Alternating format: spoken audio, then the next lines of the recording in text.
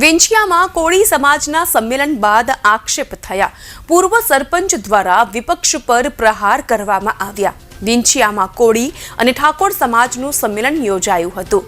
આ સંમેલનમાં હજારોની સંખ્યામાં લોકો ઉપસ્થિત રહ્યા। વિંછિયાના પૂર્વ સરપંચે વિપક્ષ પર આકરા પ્રહાર કર્યા।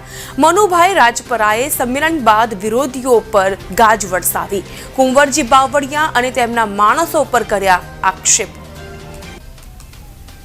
આજે જે સંમેલનની અંદર અમે જોતા કે ભાઈ સંમેલન સારી રીતે અમને ખ્યાલ હતો બહુ સારી રીતે સંમેલન થશે અને થવાનું છે।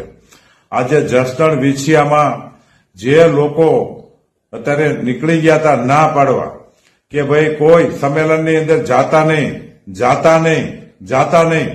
અરે પણ આ સંમેલન કોળી સમાજનું સંમેલન હતું। એમાં કોઈ પક્ષપાત તો હતો નહીં અને પક્ષપાત રાખવાનો નહોતો। અને આમાં જે પાર્ટીનું કામ કરતા હોય એને મુબારક।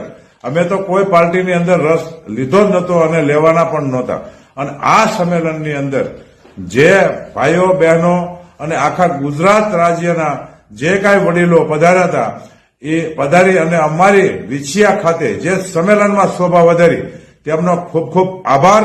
અને આ જસદણ અને વિંછિયાના જે લોકો સંમેલનમાં ના પાડવા જતા અને પબ્લિકને બહુ હેરાન કરવામાં આવી કે ભાઈ કોઈ જાતા નહીં। સરપંચોની બબે મિટિંગ કરવામાં આવી છતાંય સ્વયંભૂ કોળી સમાજના ભાઈઓને બહેનો આ સંમેલનમાં પધાર્યા। એને સમાજની પડી હતી એટલે એના હિસાબે અમારું સંમેલન આજે ઉજાગર ખરેખર બહુ સારું એવું ગયું છે।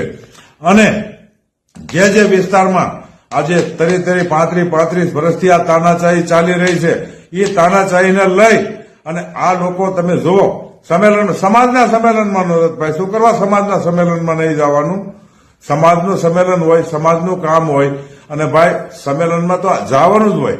અને ભાઈ તમે તો અખિલ ભારતીય કોળી સમાજના પ્રમુખ છો અને તમે એવું કહેવા નીકળી જાઓ કે સંમેલનમાં ન જતા તો ભાઈ શું હતું ત્યાં?